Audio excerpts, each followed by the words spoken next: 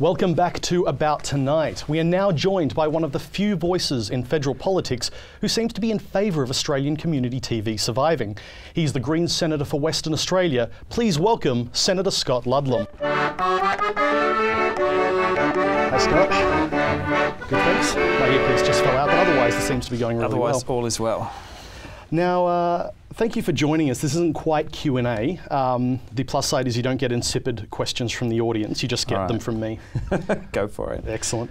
Now, I like to imagine that everyone dreams in some small part of what they would be like if they got into politics. Like they would be irreverent, they'd speak their mind, they'd do the funny things. Like if Senator Ian McDonald stood up in front of them wearing a fluoro vest for some reason, you would hold up a sign that says seriously. You'd like to imagine that's what you do, but so few politicians do that. You do. Why do they not?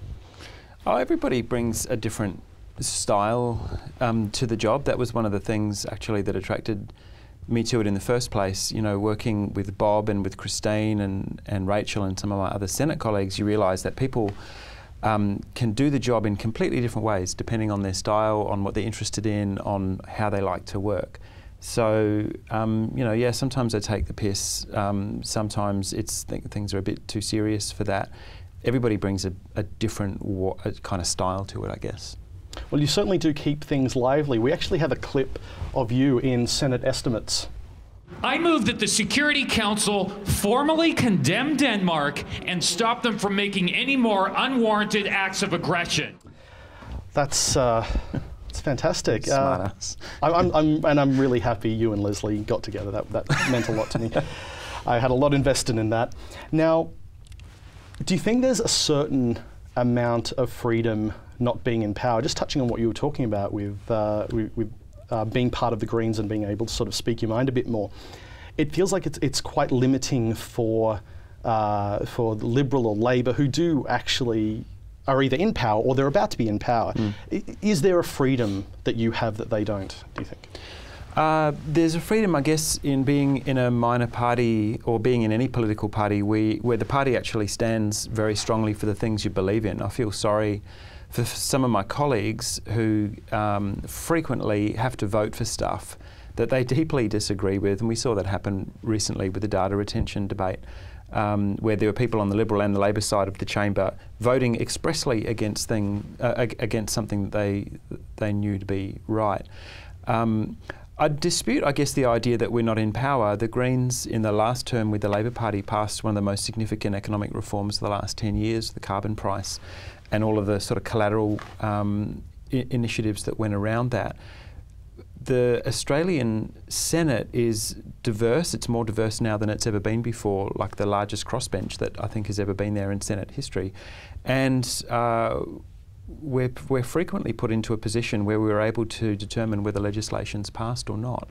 So I think it's more about having the freedom of being with a political organisation that you actually believe in. On the data retention, this is something you're quite passionate about.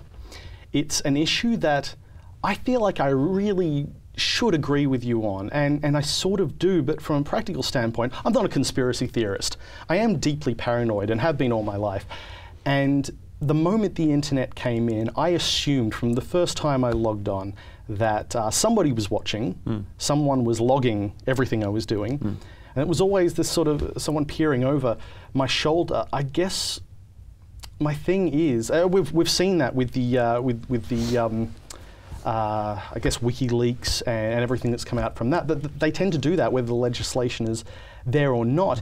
Isn't it better to shine a light on it and have that legislation passed so we can actually see to a degree what they're doing?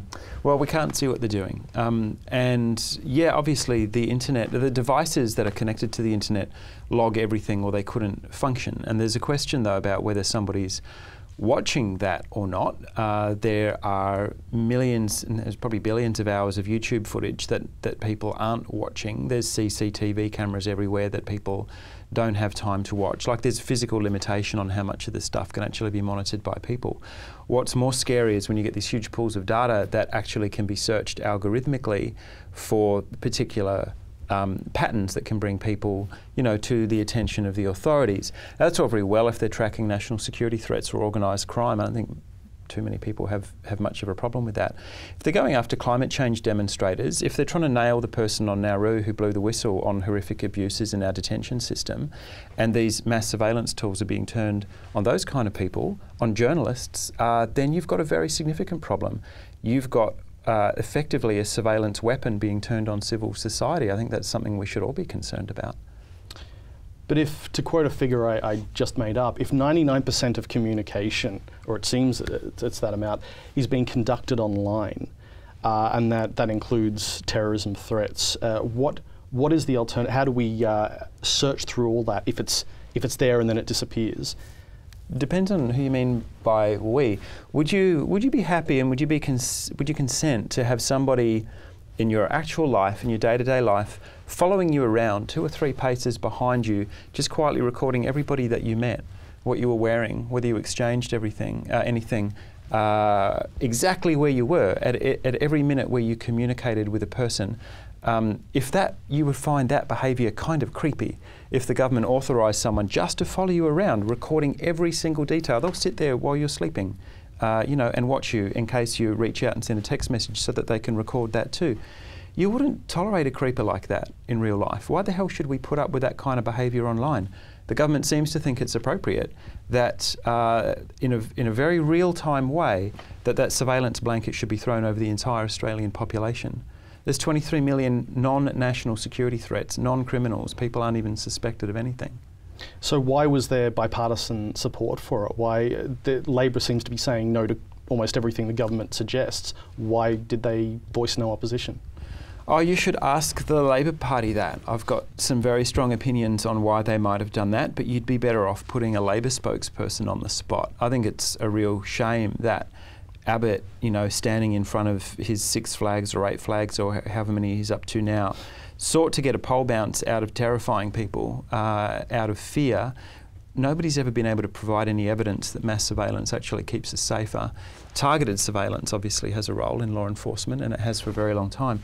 Mass surveillance of entire populations, no one's been able to provide any evidence that it keeps us safer.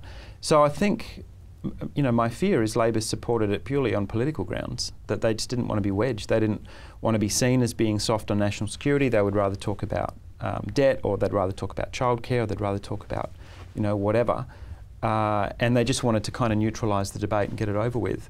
That's kind of a sick way of dealing with something as important as this. I think it's a real shame. So is the genie out of the bottle now? Can we walk this back in the future? It's a good question, and that kind of stuff is very difficult. In my experience, surveillance laws really only march one way. Since I've been in Parliament for 6 to 7 years, you see amendments to the ASIO Act and the Telecommunications Interception and Access Act.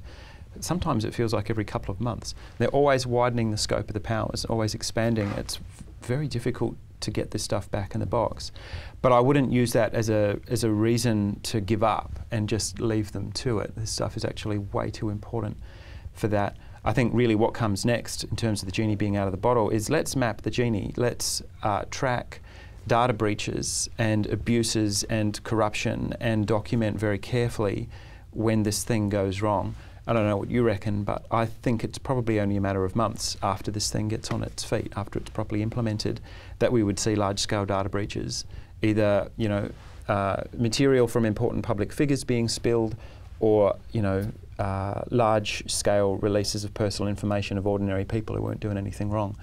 It won't give us any pleasure to say that we told you so, but that's probably going to be an important factor in getting it rolled back. So did you ever get to see George Brandis's metadata? Like, did you get a peek when he was in the bathroom? No, I didn't, and nor would I want to. I mean, that was kind of, a cute device.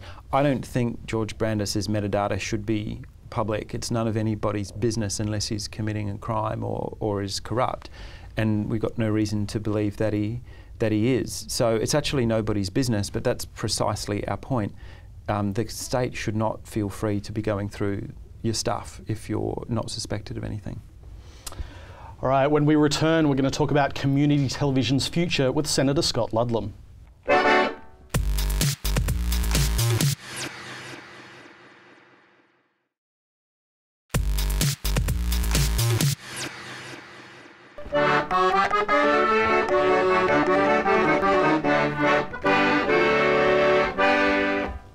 We are back with Senator Scott Ludlam. Now, we don't have a lot of time left. I don't actually mean in this interview, I mean literally on this station, because Community TV is being shut down at the end of this year. What did we do to treat the government so bad? I don't understand actually what this is about, and maybe you can help me out.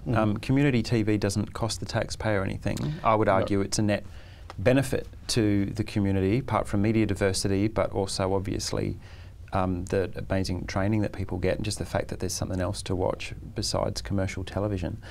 And they're not due, even if the argument is about getting you off the air so that the spectrum can be auctioned off, that's not due for another 5 years, and they couldn't get rid of the stuff in the last auction. So maybe this is a bit unorthodox as an interview style, but what the hell? Maybe you can help us out. Why are they doing this to you?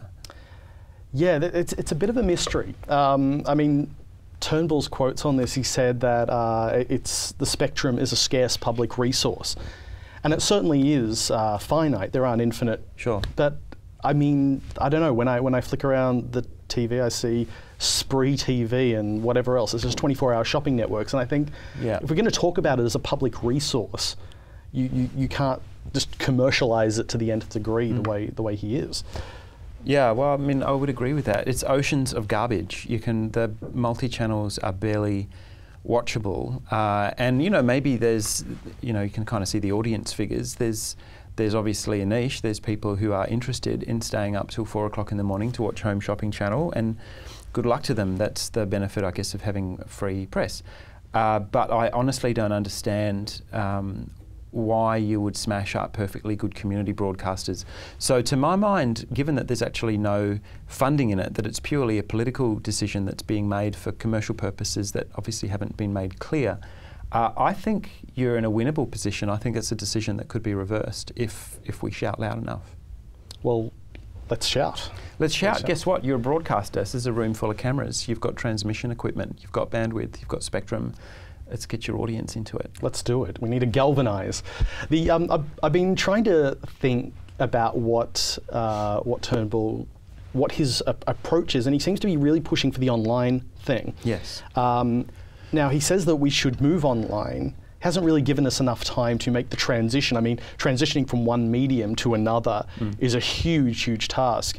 Do you think that if we are going to move online, if all of entertainment is going to sort of be this amalgamated online viewing that he seems to think it is, that community TV can survive in that environment? I think it can survive, and I think the instinct about people's viewing habits shifting online is a good one. I just think this is a call that's been made 5 years too early. Imagine if Turnbull had gone to Kerry Stokes and said the future of broadcasting is on the internet, so we're pulling your spectrum, Channel 7, knock yourself out, go and play on YouTube and make the best of it there. There'd be a riot. They wouldn't do that in a million years. I think you can come back in 5 to 10 years, assuming that we can get the NBN back on the rails and that it's not, a kind of catastrophic mess in the way that it is at the moment. But if you give it till kind of 2019 or 2020, if there's a proper period of transition and investment in getting community TV into a good position, I think it's a great idea, but not to just kill the stations, not just 31, but around the country, in 2015 for no good reason before that transition has taken place. It's madness.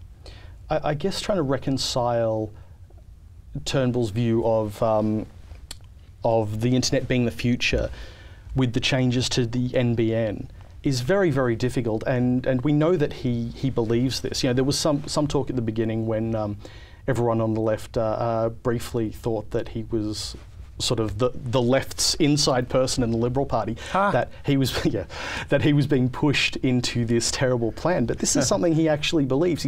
He believes that the internet only needs to be so advanced, that we only need to put so much money into it, so much infrastructure. and at the same time he's pushing, it feels like a bit of a line that he's not actually interested in community TV surviving. Well, I guess so. He signed off on an agreement to kill it by the end of the year. So, yeah, that would be incompatible with it surviving. Pulling your spectrum rips you off air without any kind of transition in place to make sure that people know where they can find you online. And, you know, as you've said and as your materials say, it's 89 or 90% of viewing hours are still watched on broadcast television. I reckon in 5 years it'll be a lot less. You know, it'll be a lot less. So that let's talk about a transition rather than just shutting the lights out in 8 months' time. It's wonderful to have you here, but I do feel like we're sitting here aggressively agreeing with one another. Exactly. I can't believe you just said that. It's so right. I'm outraged. It's so true.